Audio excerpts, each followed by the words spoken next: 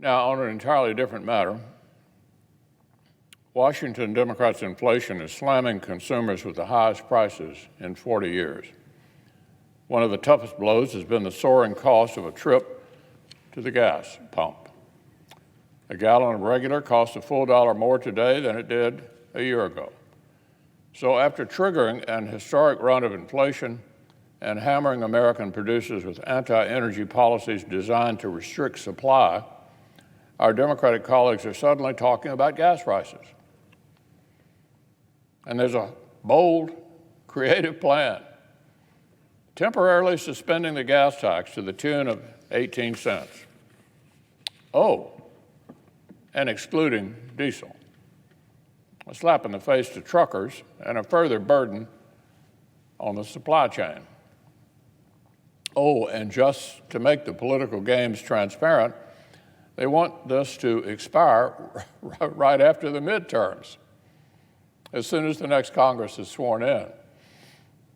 Democrats want to blow a $20 billion hole in highway funding so they can try to mask the effects of their own liberal policies on working Americans.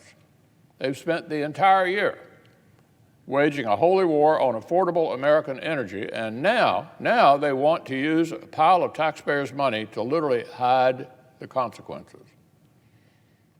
As the senior senator from West Virginia has pointed out, people want their bridges and their roads, and we have an infrastructure bill we passed this summer, and they want to take all that away? It just doesn't make sense. He added, this half-baked proposal doesn't make any more sense than the president's pointless decision to take oil out of the Strategic Petroleum Reserve last year.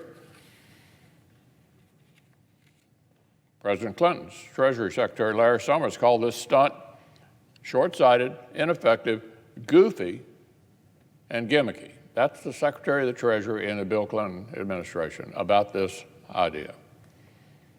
Back in 2008, then candidate Obama himself said this, we're arguing over a gimmick that would save you half a tank of gas over the course of the entire summer so that everyone in Washington can pat themselves on the back and say they did something. Well, let me tell you, this isn't an idea designed to get you through the summer. It's designed to get them through an election. That's Barack Obama in 2008, and he was right. Look, if Democrats actually want to help the American people fill their tanks, they wouldn't have been attacking American energy every way possible for the entire year. President Biden made killing the Keystone XL pipeline his day one priority.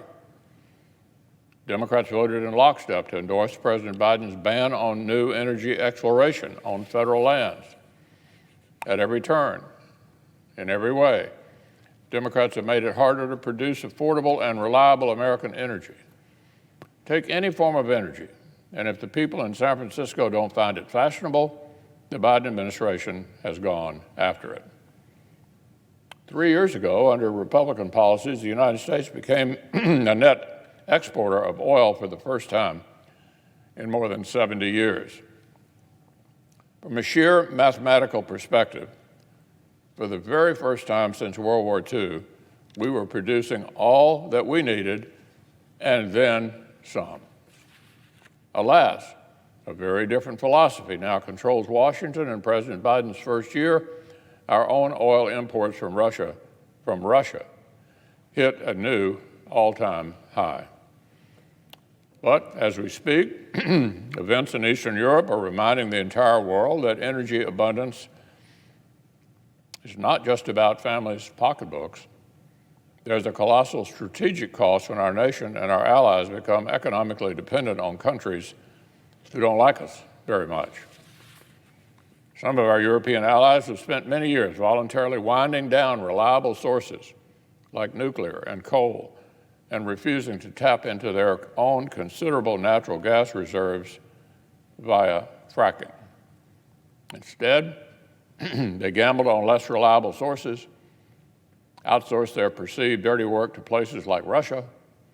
Western European elites decided they wanted their energy production out of sight and out of mind.